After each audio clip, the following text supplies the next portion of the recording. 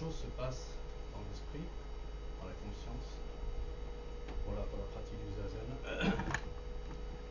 au niveau des émotions aussi. Et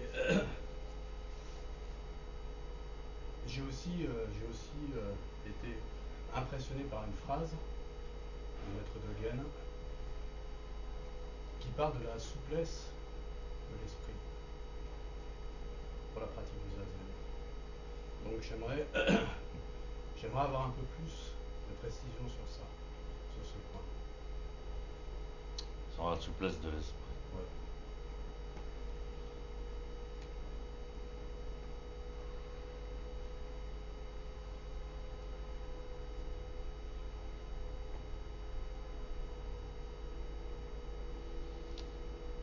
Pourquoi la souplesse de l'esprit? Parce que l'esprit, c'est pas quelque chose, déjà.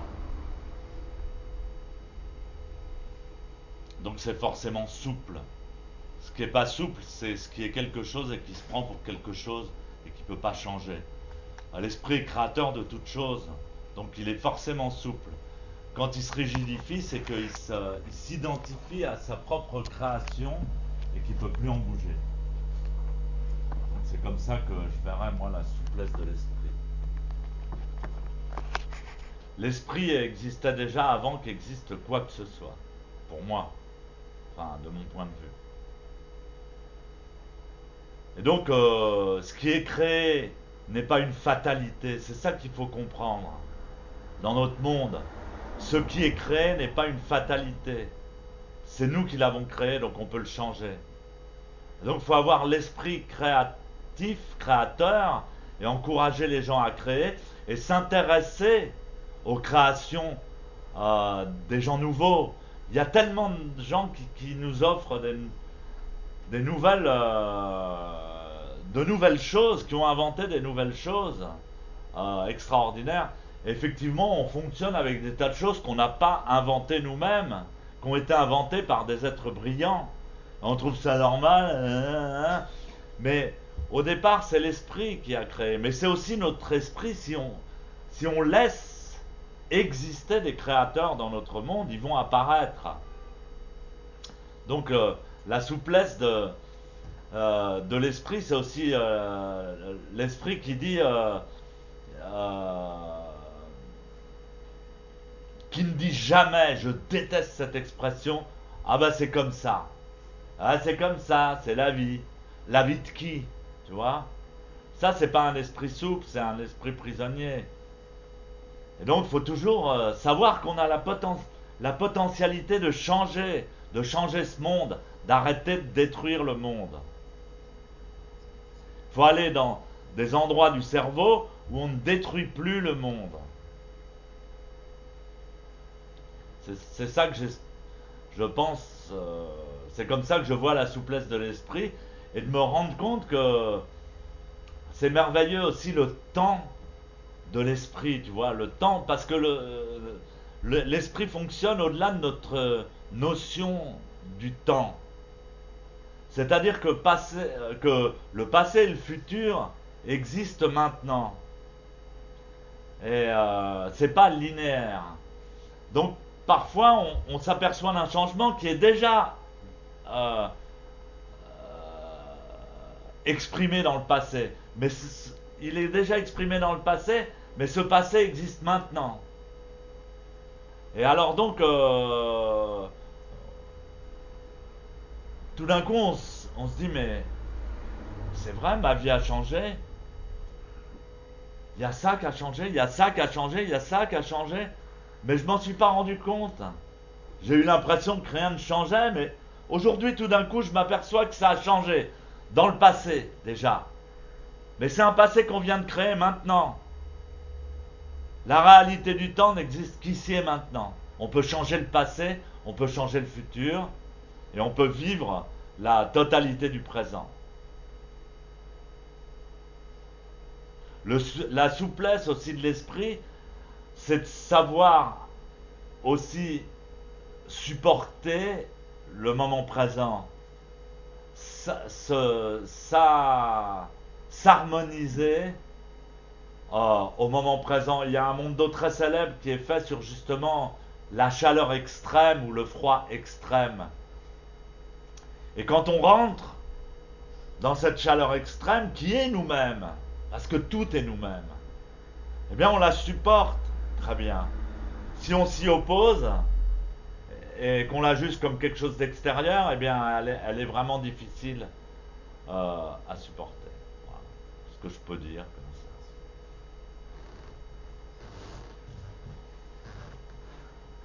ça. Ouais.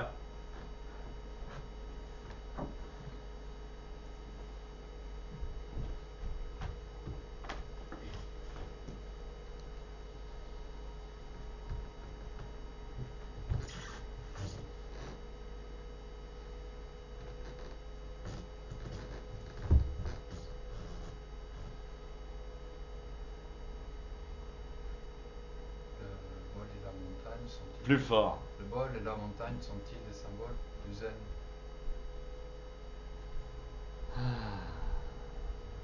Pour la respiration, est-ce que c'est inspirant? Mais quel zen? Qu'est-ce que tu appelles le zen? Celui qui s'appuie sur la respiration.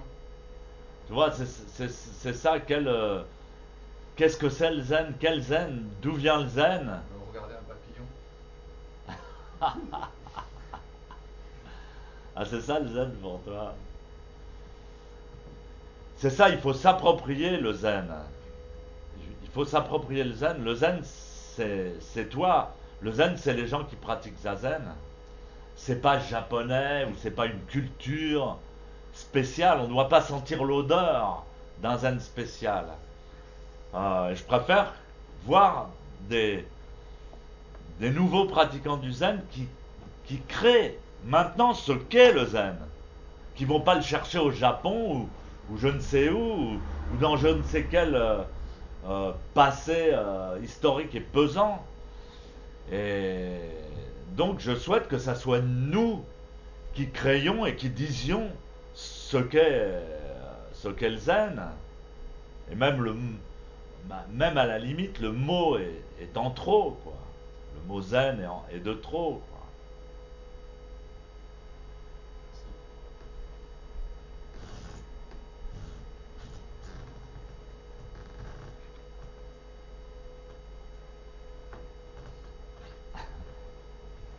C'est la chaleur, hein, pas de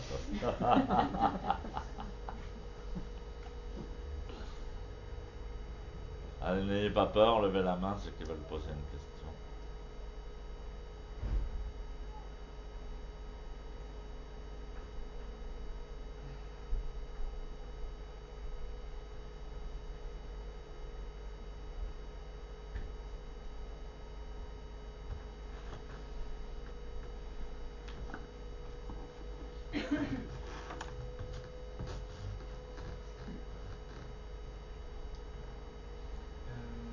Plus fort. La question que je voudrais poser, c'est en fait, d'où vient l'amour? Comment Voilà, et l'important, tu vois, je disais plus fort, c'est pas bête. C'est très important. Ça veut dire à qui poses-tu la question? Tu vois, le gars qui est là qui dit, ouais, je voudrais poser une question, une question. Mais il faut la poser ta question. À qui tu poses ta question, tu vois? Et il faut la poser à l'esprit, bien entendu. Il faut la poser plus qu'à moi, la question. Il faut la poser au-delà de tout, à l'esprit, et c'est toi qui vas le toucher, l'esprit. Tu vois, pour ça que je veux que les gens posent une question forte, importante, parce que en touchant l'esprit, ils ont déjà obtenu la réponse. Tu vois? Alors c'était quoi la question déjà? Ma question, c'est en fait, comment est-ce qu'on trouve les ressources pour exprimer l'amour, comment est-ce qu'on trouve la force d'aimer? Dans le manque. Dans le manque. Et c'est pour ça que le manque d'amour est aussi important que même. Enfin. On voit pas là, de situation. Les gens ils veulent, bon, un mec, une gonzesse. Bon, mais une fois qu'on a la nana, même la plus belle du monde ou le plus beau mec du monde, et qu'il est vraiment à nous, c'est du sûr, bon, ça dure plus ou moins longtemps, mais on l'apprécie même plus, on le voit plus. Et on perd même la chose essentielle qu'on a cherchée, qu'on a trouvée, qu'on va perdre. Donc le manque d'amour, c'est quelque chose de magnifique si vous pouvez l'apprécier. Parce que c'est là qu'on a l'inspiration, qu'on a la vraie inspiration d'amour. Et c'est comme la question, je te dis, la question, c'est pas à moi que tu la poses, ni même à toi. Tu dois poser la question à l'esprit fondamental, tu vois. Et donc,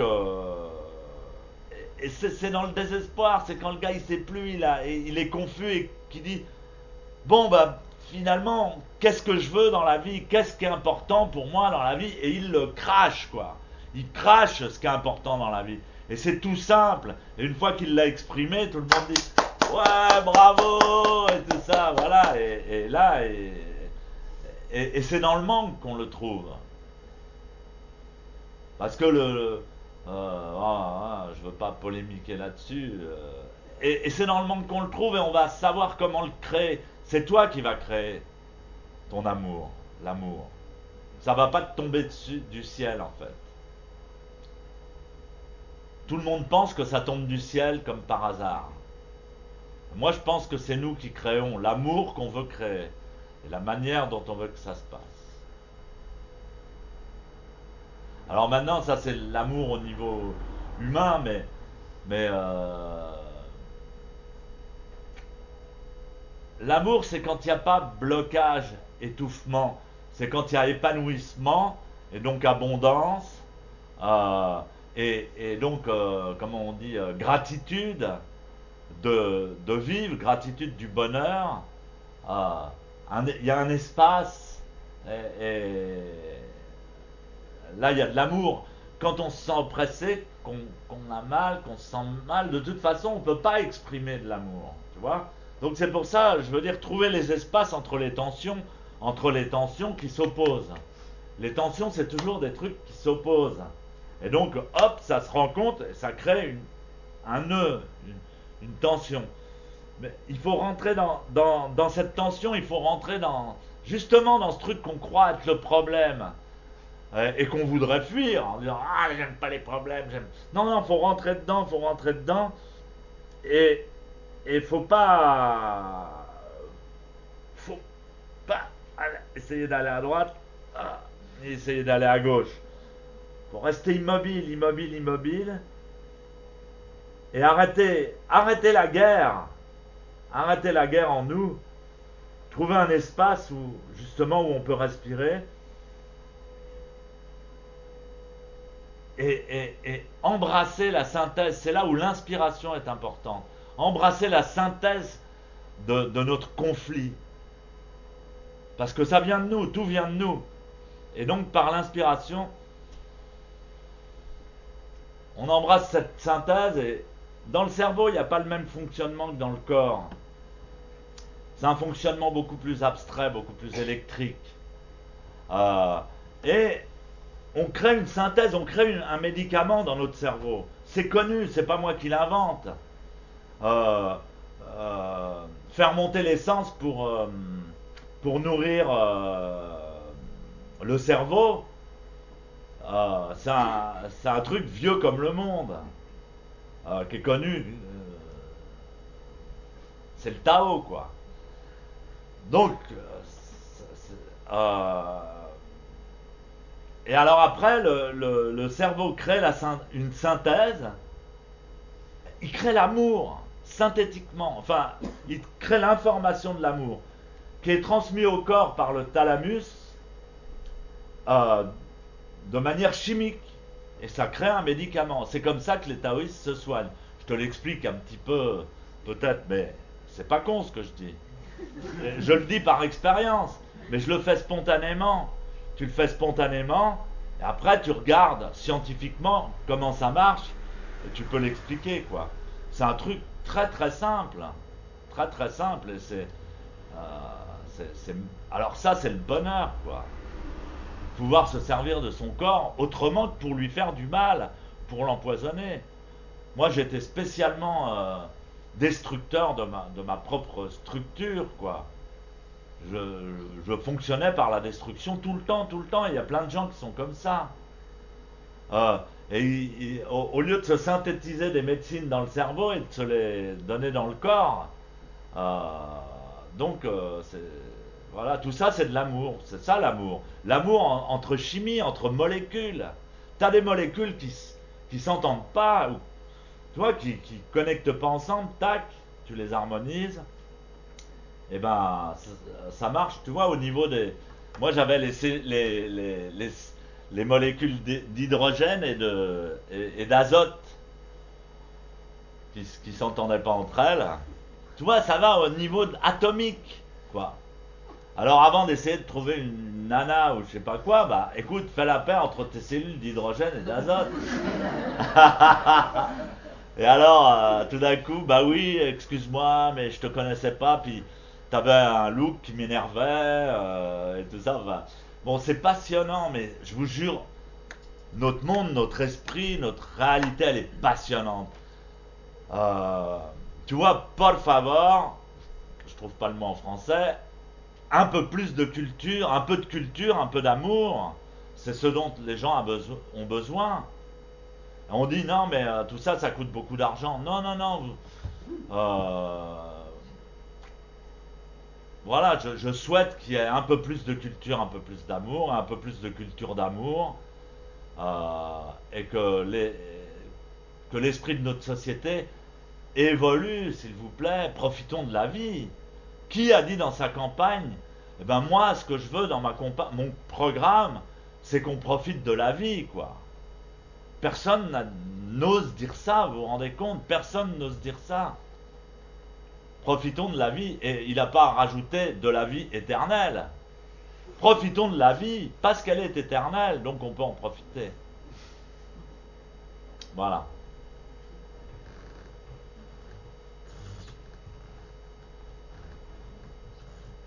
Mais ça, c'est nouveau culturellement. Rien que le mot travail, le mot travail étymologiquement veut dire souffrance. L'étymologie du travail, c'est un supplice. Donc travailler plus pour gagner plus de quoi? Plus de quoi? Et c'est démontré que le résultat n'est pas là. Donc il faut trouver un autre mot que travailler. Donc il faut améliorer la culture. Il faut améliorer l'éveil des gens. C'est ça qui va créer le futur. C'est pas le pognon. Il faut que les gens se réveillent et fassent la révolution, mais pas forcément à l'extérieur. Pas en brandissant des pancartes et en chantant des chansons idiotes. La révolution, c'est la révolution la plus forte. Je pense que c'est au niveau de l'information qu'elle a lieu. D'où est-ce que vous tirez votre information? Il faut arriver à recevoir l'information du cosmos directement. De sa propre sagesse, de son propre esprit. C'est ça le zazen. Qu'est-ce que vous croyez que ce que je dis là dans les Kusen, ça vient directement du cosmos?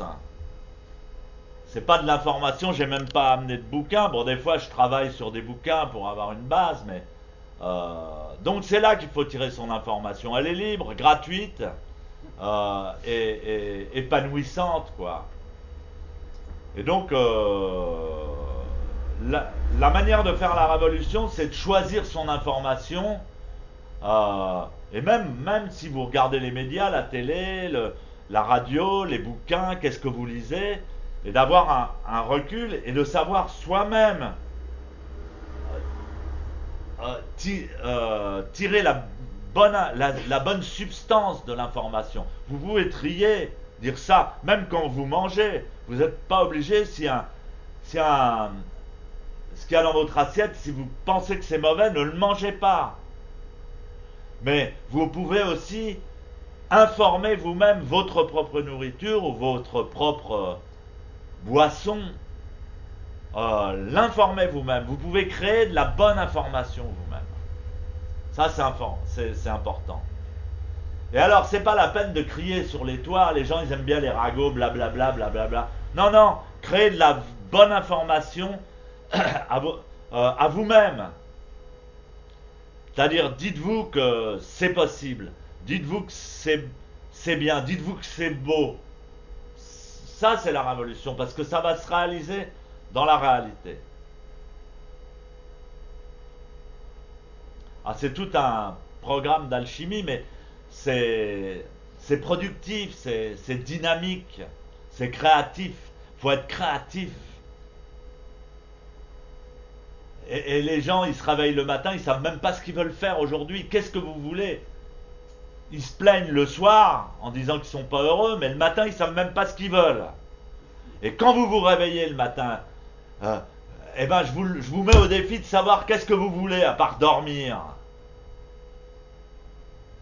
Eh ben, soyez capable le matin quand vous vous réveillez de monopoliser votre conscience pour savoir et pour dire ce que vous voulez aujourd'hui. Voilà. Une autre question?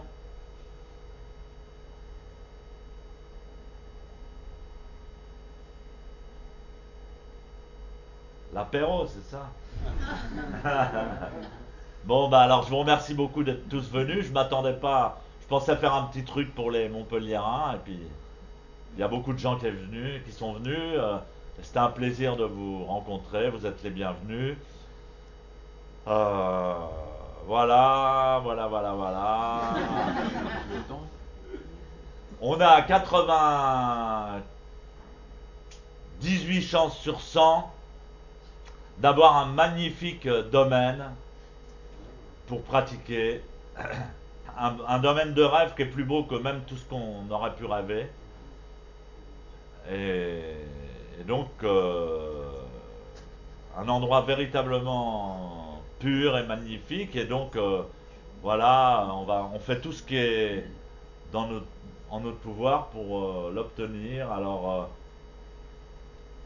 on ne sait pas si on pourra y faire le camp d'été au mois d'août, mais alors pour le camp d'été, on a 35% de chance de pouvoir le faire dans notre temple.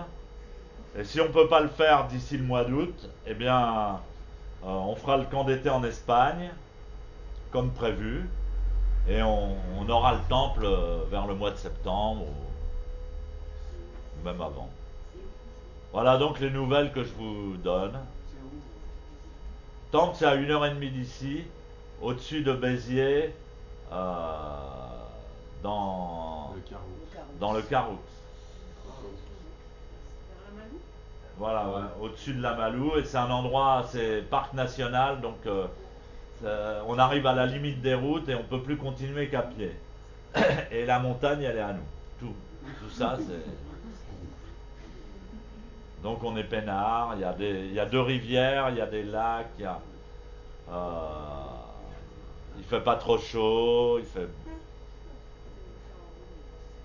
Alors donc, Ochala, Inch'Allah, que ça va marcher pour continuer le zen vivant de Maître Deshimaru, puisque la gendronnière, ça paraît un peu mort. Mais enfin, ça a vécu, on y a été quand c'était vivant, mais c'était un peu petit c'était un peu limité, quoi, mais bon, pour les Japonais, c'est bien, parce qu'ils n'ont pas beaucoup d'espace au Japon.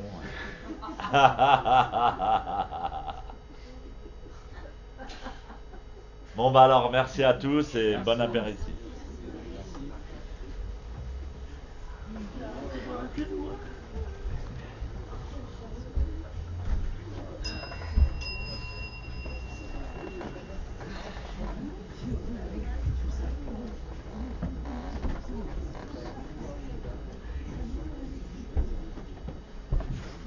Et voilà. Et alors donc...